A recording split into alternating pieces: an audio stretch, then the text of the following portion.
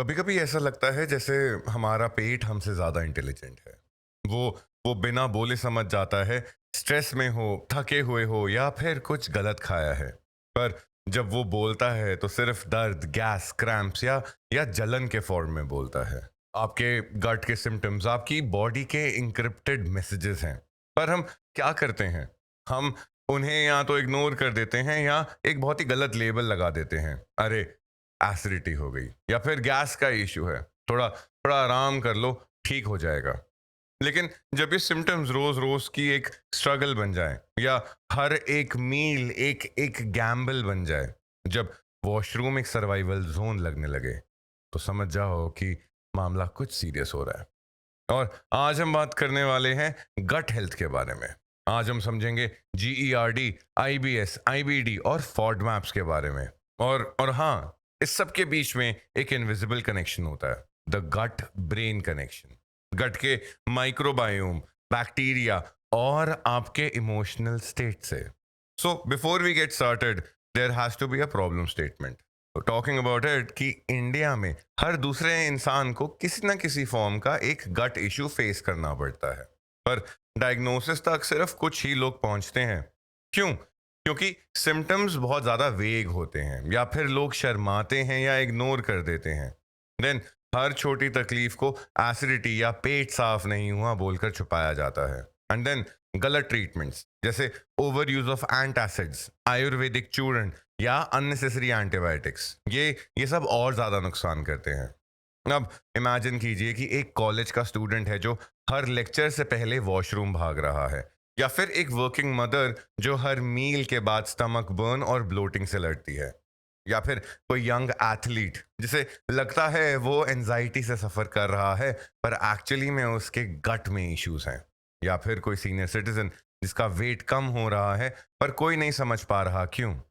ये सब अलग लग रहे हैं पर रूट कॉज एक हो सकता है, which is the gut. And let us not forget, आपका गट सिर्फ डाइजेशन का सेंटर नहीं है, वो आपके इम्यूनिटी, मूड, मेटाबॉलिज्म और मेंटल हेल्थ का भी कमांड सेंटर है। Now, my name is doctor Aakash Sehgal, this is doctor wash podcast. Let's dive in. एक बार की बात है, एक पेशेंट ने मुझे कहा कि डॉक्टर साहब, खाना खाता हूं तो ऐसा लगता है जैसे दिल में आग लग गई हो। मैं पूछता हूँ कि अच्छा, पेन लेफ्ट साइड में हो रही है या सेंटर में हो रही है? वो बोलता है सेंटर में। पर ये हार्ट अटैक तो नहीं है ना? Now, this is the confusion जो कि GERD है। GERD माने गैस्ट्रो इसोफेजियल रिफ्लक्स डिजीज। जब आपके पेट का एसिड ऊपर चढ़ जाता है और आपके इसोफेगस यानी खाने के पाइप को इरिटेट करता है।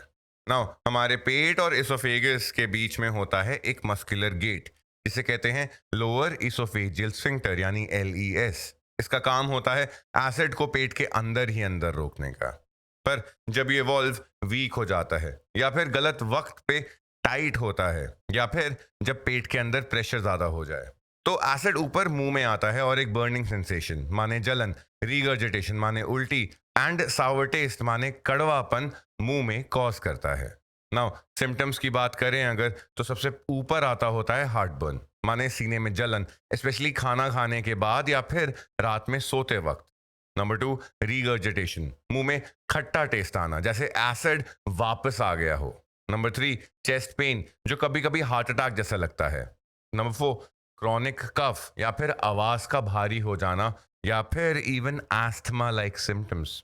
आप सोचिए, सिर्फ खाना खाना या पानी पीना भी एक स्ट्रेसफुल एक्टिविटी बन जाए तो मेंटल हेल्थ पे कितना इम्पैक्ट होगा इस चीज का। तो आखिर GERD होता क्यों है और इसका ट्रिगर क्या है? सबसे पहले, ओवर ईटिंग, ज्यादा खाना खा लेना। Number 2, spicy, oily, acidic foods, specially हमारे घरों का इंडियन तड़का।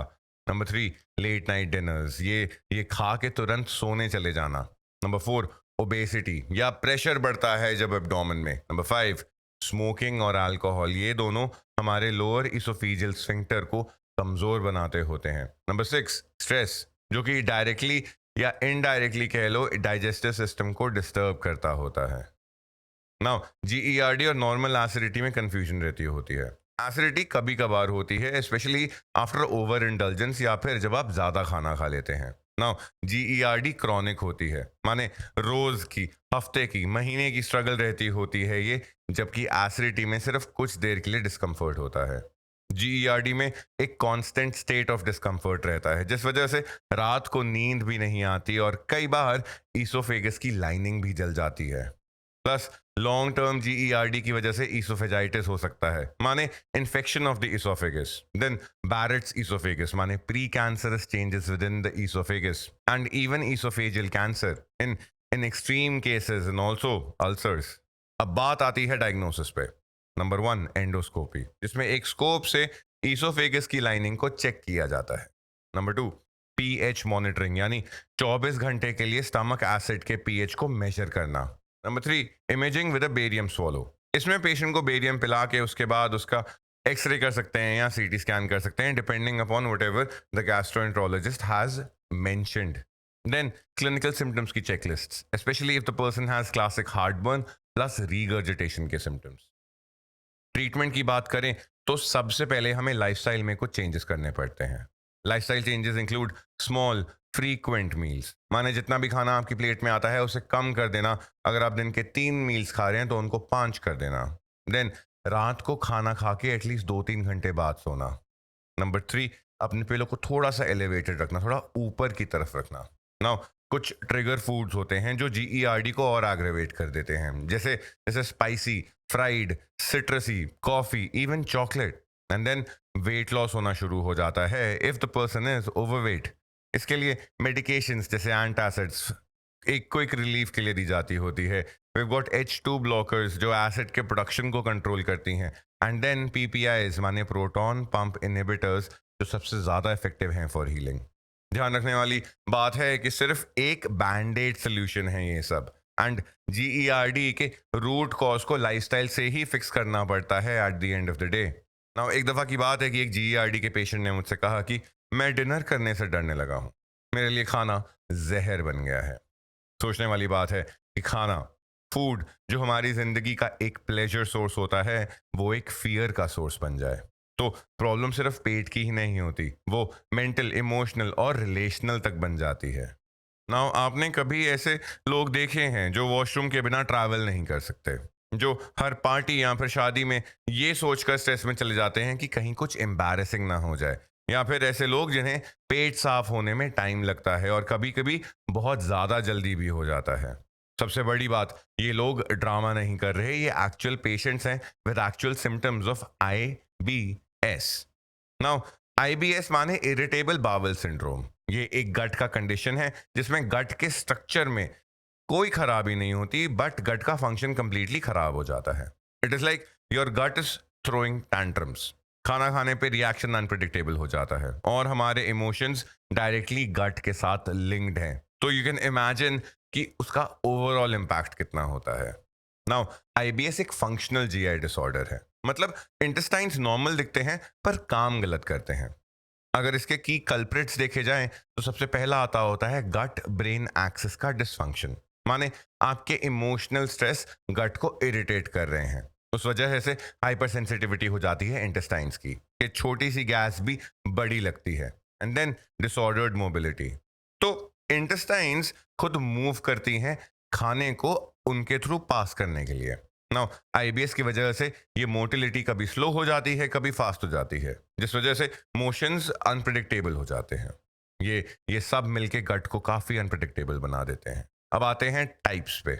4 मेजर टाइप्स रहते होते हैं। IBS-C माने कॉन्स्टिपेशन डोमिनेंट, IBS-D माने डायरिया डोमिनेंट, IBS-M माने मिक्स्ड, कभी कॉन्स्टिपेटेड कभी लूज मोशंस, कुछ भी रह सकता होता है, एंड IBS-U अनक्लासिफाइड। सिम्टम्स की बात करी जाए तो ब्लोटिंग रहती होती है, गैस रहती है, फ्रीक्वेंट या फिर urgent bowel movements, then constipation with occasional pain, then उसके बाद एक फीलिंग रहती है कि पेट पूरे तरीके से खाली नहीं हुआ है, incomplete evacuation, and then abdominal cramps जो कम हो जाते हैं after bowel movement, and then of course we have got fatigue, anxiety and irritability. एक बार एक IBS पेशेंट ने कहा था कि मुझे रोज डर लगता है कि आज मेरा पेट धोखा ना दे दे। ये जो एक फियर है, ये एक डर है, ये कांस्टेंट एंजाइटी क्रिएट करता है जो फिर गट को और ज़्यादा ख़राब कर देता है। नाउ IBS एक डायग्नोसिस ऑफ एक्सक्लूजन है। मतलब पहले सारी की सारी सीरियस कंडीशंस को रूल आउट किया जाता होता है, जैसे IBD, infections, cancer, lactose intolerance, thyroid disorders etcetera.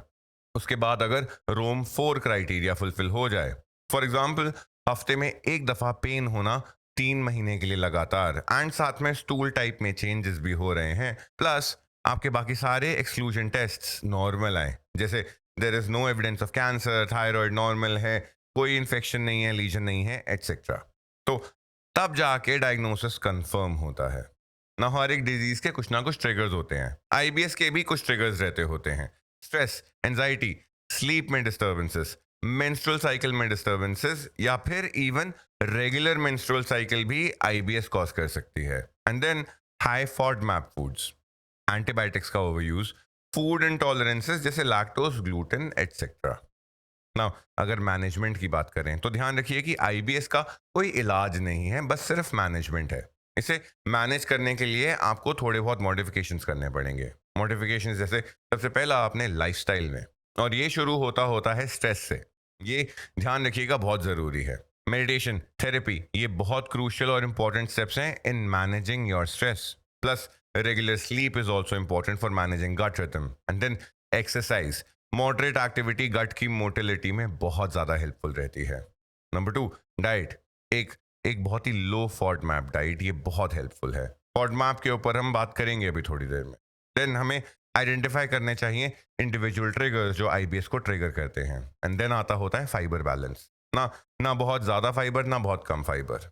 And then उस सब के बाद अगर हमको मेडिकेशंस की ज़रूरत पड़े, for example antispasmodics, laxatives, anti diarrhoeals, SSRIs, एसएनआरआईज।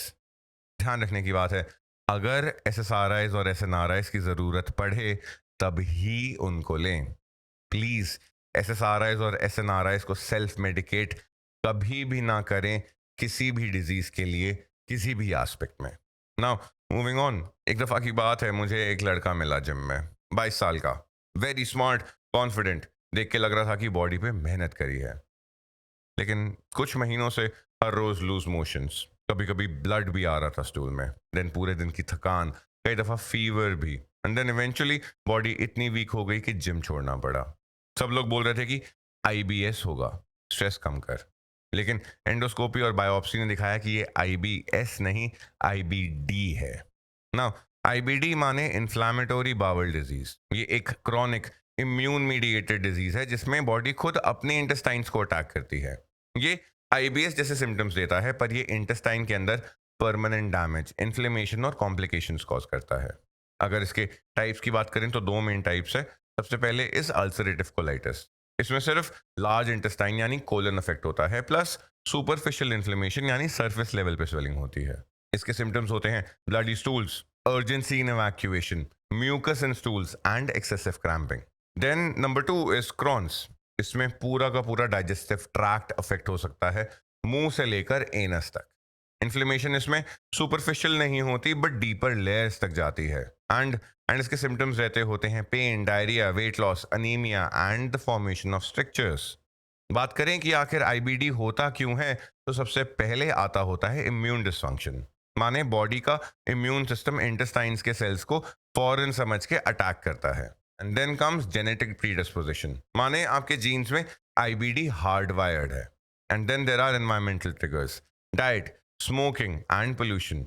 Now एक नई थ्योरी निकल कर आ रही है अबाउट गट के माइक्रोबायोम के बारे में। गट के अंदर जो बैक्टीरिया, वायरसेस, फंगाई रहते होते हैं, अगर उनमें इम्बैलेंस हो जाए, जिसे डिसबायोसिस कहते हैं, अगर वो हो जाए तो even that can cause IBD. Now diagnosis की बात करें अगर, तो ब्लड टेस्ट जैसे सीआरपी, ईएसआर एंड अनीमिया जरूरी रहता होता है। Stool test for calprotectin and occult blood, and then colonoscopy के साथ बायोप्सी करते होते हैं, जो कि गोल्ड स्टैंडर्ड है for diagnosing. Then imaging, CT या एमआरआई भी कर सकते होते हैं डिजीज की एक्सटेंट और कॉम्प्लिकेशंस देखने के लिए। नाउ आईबीडी का ट्रीटमेंट अक्सर जिंदगी भर चलता है। It has 3 aspects to it, medicine, diet and lifestyle and surgery. सबसे पहले बात करते हैं अबाउट मेडिकेशंस, जैसे जैसे aminosalicylates for ulcerative colitis, and then steroids use करते हैं फ्लेयर अप्स को कंट्रोल करने के लिए। नंबर 3 इम्यूनोसप्रेसेंट्स, एंड साथ में बायोलॉजिक्स यूज किया करते होते हैं। And then there is diet and lifestyle. आपको इंडिविजुअली ट्रिगर फूड्स अवॉइड करने पड़ेंगे। स्मोकिंग क्विट करना बहुत ज़रूरी है फॉर स्मोकर्स, स्पेशली अगर आपको क्रॉन्स है। Then iron, B 12, vitamin D के सप्लीमेंट ज़रूरी हो जाते हैं। उसके बाद एक gut friendly nutrition plus hydration, ये चीज़ें बहुत ज़्यादा इंपॉर्टेंट हो जाती हैं मेंटेन करनी। ध्यान रखना, हाइड्रेशन का मतलब सिर्फ ये नहीं है कि आप अपने दिन में पानी पूरा पी रहे हैं, बट ऑल्सो आप अपनी बॉडी का जो इलेक्ट्रोलाइट बैलेंस है, जो आपके सोडियम कैल्शियम है, वो भी पूरा कर रहे हैं। तो इसीलिए पानी पीना is not the answer. But again, last but not the least, surgery. 20 से 30% क्रॉन्स पेशेंट्स को कभी ना कभी सर्जरी चाहिए होती है। एंड अल्सरेटिव कोलाइटिस में कोलेक्टमी यानी कोलन का रिमूवल भी एक तरीका है इलाज का। एंड अल्सरेटिव कोलाइटिस में कोलेक्टमी यानी कोलन का रिमूवल भी एक तरीका है इलाज का। नाउ आईबीडी एक बहुत ही इंपॉर्टेंट और डीप इमोशनल और साइकोलॉजिकल इम्पैक्ट छोड़ देता है। अगर कोई नौजवान है, यंग है, they start to feel isolated कि मैं तो अब नॉर्मल लाइफ जी ही नहीं सकता। करियर, रिलेशनशिप, सोशल लाइफ सब डाउन जाते हैं। आईबीडी के केसेस में depression, anxiety and plus body image issues बहुत कॉमन है। Now IBD is not just a gut problem, it is a life condition that needs empathy, structure and एक strong social and emotional support system. Now सोचिए, आप सब कुछ healthy खा रहे हो, दही, साग, दाल, लहसुन, चना, एप्पल्स, एंड फिर भी ब्लोटिंग, क्रैम्प्स, गैस और गट डिस्ट्रेस डेली चल रहा है। आप कंफ्यूज हो जाते हो, हेल्दी खा रहा हूं फिर भी प्रॉब्लम क्यों? यही है फॉडमैप पैराडॉक्स, और यही है आईबीएस, आईबीडी और सेंसिटिव गट पेशेंट्स के लिए एक सबसे क्रूशियल टर्निंग पॉइंट। क्वेश्चन आता है कि आखिर फॉडमैप्स है क्या? फॉडमैप एक शॉर्ट फॉर्म है for fermentable oligosaccharides, disaccharides, monosaccharides and polyols. ये ये बेसिकली ये सब शॉर्ट चेन कार्बोहाइड्रेट्स होते हैं जो आपके स्मॉल इंटेस्टाइन में अब्जॉर्ब नहीं होते। इंस्टेड ये गट बैक्टीरिया के साथ फर्मेंट हो जाते हैं, जो कि गैस बनाते हैं एंड इंटेस्टाइन के सेल से पानी तक खींचते हैं। रिजल्ट, ब्लोटिंग, क्रैम्प्स, डायरिया या फिर constipation depending on your bodies response. Now अब बात करते हैं एक लो फॉडमैप डाइट को कैसे खुद के लिए फॉर्मुलेट करें। ध्यान रखने की बात है कि ये काफ़ी पर्सनलाइज्ड मेथोडोलॉजी है। हर इंसान के रिजल्ट्स अलग आ सकते हैं इसके थ्रू, तो आप अपनी डाइट को किसी और की डाइट से प्लीज कंपेयर ना करें।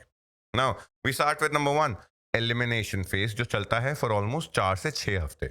इसमें हम हाई फॉडमैप फूड्स को कंप्लीटली अवॉइड करेंगे ताकि नंबर 1, सिम्टम्स काफ़ी हद तक कम होने लग पड़े। देन आता होता है reintroduction phase, which is basically week 6 to week 8, जिसमें एक एक कैटेगरी धीरे धीरे री इंट्रोड्यूस करी जाती है एंड ट्रैक किया जाता है कि कौन सा फूड प्रॉब्लम क्रिएट कर रहा है। एंड देन उसके बाद आता है मेंटेनेंस फेज, जहां पे आप एक पर्सनलाइज डाइट बनाते होते हैं जिसमें उन फूड्स को एलिमिनेट कर दिया जाता है जो कि आपको इरिटेट करते हैं। देन इस सब खाने से आपका एक प्रॉपर डाइट चार्ट निकल के आएगा। We as doctors do not understand, neither are we taught nutrition that well. तो इसी वजह से this is a very confusing topic. मैं ज़्यादा प्रीची नहीं बनना चाहूँगा and I would direct you to a dietitian कि ये एक डाइटिशियन की गाइडेंस के अंदर ही करना चाहिए, क्योंकि ये बहुत इंपॉर्टेंट स्टेप है। नाउ अगर आप आईबीडी से सफ़र कर रहे हो तो आपको एक डाइटिशियन को कंसल्ट करना चाहिए after getting your preliminary diagnosis. ध्यान रखने वाली बात है कि low FODMAP diet is not forever. It is basically a tool and not a lifestyle. Now, low FODMAP शुरू करने वाले लोग अक्सर कहते हैं पहली बार लग रहा है कि मैं अपनी गट पे कंट्रोल रख पा रहा हूँ, या फिर फाइनली मुझे ब्लोटिंग से आज़ादी मिल गई। But then they also feel कि ये सब बहुत कंफ्यूजिंग है कि आखिर मैं क्या खाऊं और क्या ना खाऊं। That is why structure, journaling और गाइडेंस बहुत ज़रूरी है। ना ये पॉडकास्ट एक कह लो एक मास्टर एपिसोड था, पर आपके लिए ये सिर्फ इंफॉर्मेशन नहीं, एक पर्सनल रोड मैप बन जाना चाहिए। तो अगर आपको लगता है कि रोज एसिडिटी हो रही है, या पेट साफ नहीं हो रहा, या कभी ज़्यादा बार होता है, देन गैस, ब्लोटिंग, क्रैम्प से डेली स्ट्रगल चल रही है आपकी, एंड या फिर टेस्ट रिपोर्ट्स में कुछ दिखा नहीं पर फिर भी लाइफ बहुत ज़्यादा ख़राब चल रही है, तो ये एक्शन प्लान आपके लिए हो सकता है। एक्शन प्लान में आता है स्टेप 1, आइडेंटिफाइंग द पैटर्न। अपने गट के सिम्टम्स को लिखना शुरू करो कि क्या ट्रिगर्स हैं, किस टाइम पर होते हैं, किस फूड आइटम के बाद बढ़ते हैं। देन एक सिम्टम जर्नल को मेंटेन करो। This is basically step 1, to regain control. And then discuss all of these with your doctor. Please Google बनने की ज़रूरत नहीं है. Now, step 2, rule out all the red flags. Red flags include आपके stool में blood, unintentional weight loss, severe fatigue, fever या फिर night sweats, anemia. अगर आपको इनमें से कोई भी सिम्टम दिख रहा है देन और ज़्यादा डिले मत करो, एक गैस्ट्रोएंट्रोलॉजिस्ट से कंसल्ट करो. आईबीडी जैसे सीरियस डिजीजेस को रूल आउट करना, यहाँ पे डायग्नोज करना बेहद ज़रूरी है. Step 3, begin a gut reset. For GERD heavy meals को अवॉइड करो. Coffee, alcohol, late night snacks बंद करो. अपने डिनर के बाद 30 मिनट्स की वॉक ज़रूर करनी है. देन प्रोटॉन पंप इनहिबिटर्स तभी लेने हैं अगर आपका डॉक्टर उनको प्रिस्क्राइब कर रहा है. देन वेट लॉस अगर बीएमआई हाई है. अगर आईबीएस है तो एक low FODMAP diet under the guidance of a gastroenterologist और a dietitian. Then stress management like meditation और therapy. And last but not the least, sleep cycle को fix करो. Trust me, it heals the gut beyond imagination. And then for IBD, professional diagnosis is non negotiable. Number 2, follow your medication protocols strictly. अगर आपको दवाई दोपहर में खानी है मतलब वो दोपहर में खानी है, शाम में नहीं खानी. देन अपने ट्रिगर फूड्स को आइडेंटिफाई करो. मोस्ट इंपॉर्टेंटली अपनी मेंटल हेल्थ को इग्नोर मत करो. Step number 4, work on your gut brain axis. ये लॉन्ग टर्म हीलिंग का कोर है. 10 मिनट की डेली की डीप ब्रीथिंग, 15-20 मिनट का वॉकिंग सेशन हो गया या फिर योगा हो गया. And of course smartphone detox करो. रात को सोने से पहले फोन किसी और कमरे में या अपने हाथ से दूर जाके चार्जिंग पे लगा कर आओ. देन उसके बाद थेरेपी, जर्नलिंग या सिंपली रैंडम ओपन कन्वर्सेशंस. ध्यान रखिए, पेट और दिमाग को एक ही टीम बनना पड़ता है. Step number 5, do not self diagnose. Google से ज्यादा गट को सुनो. हर ब्लोटिंग आईबीएस नहीं होती, हर रिफ्लक्स जीईआरडी नहीं होता और हर सिम्टम स्ट्रेस का एक्सक्यूज नहीं होता. Knowledge plus clinical confirmation equals the true mastery of any disease, in this case your gut. Now आपकी गट आपकी बॉडी का इंजन है. अगर वो मिसफायर करे, आपकी प्रोडक्टिविटी, मूड, रिलेशनशिप्स, फिटनेस सब कुछ डीरेल हो सकता है. लेकिन जब गट हील होता है तो एक साइलेंट ट्रांसफॉर्मेशन होती है. आप ज़्यादा क्लियर सोचने लगते हो, ज़्यादा एक्टिव फील करते हो, ज़्यादा प्रेजेंट होते हो in the moment rather than thinking कि आपको वॉशरूम ढूंढना है. ध्यान रखिएगा, गट हीलिंग इज लाइफ हीलिंग. आप सिर्फ जिंदा नहीं रहते, आप जीना शुरू करते हो. Now as we come to the end of this episode, आप इस एपिसोड को शेयर करो उन लोगों के साथ जो साइलेंटली ये सब सिम्टम्स से जूझ रहे हैं. अपने डॉक्टर से कंसल्ट करो अगर सिम्टम्स बार बार हो रहे हैं. एक डायरी मेंटेन करना शुरू करो अपने गट की लैंग्वेज को समझने के लिए. नाउ अगर आपको कोई फीडबैक देना हो, कोई क्वेश्चंस हो तो आप हमें ईमेल लिख सकते हैं. और अगर आप चाहते हो डॉक्टर वॉश रेंज को सपोर्ट करना तो आप बिना कोई पैसा खर्च करे हमें फॉलो कर सकते हैं यूट्यूब पर, इंस्टाग्राम पर एंड स्पॉटिफाई पर. आप सुन रहे थे the doctor wash range podcast. मेरा नाम है doctor Akash Sehgal and thank you for making health a dinner table conversation.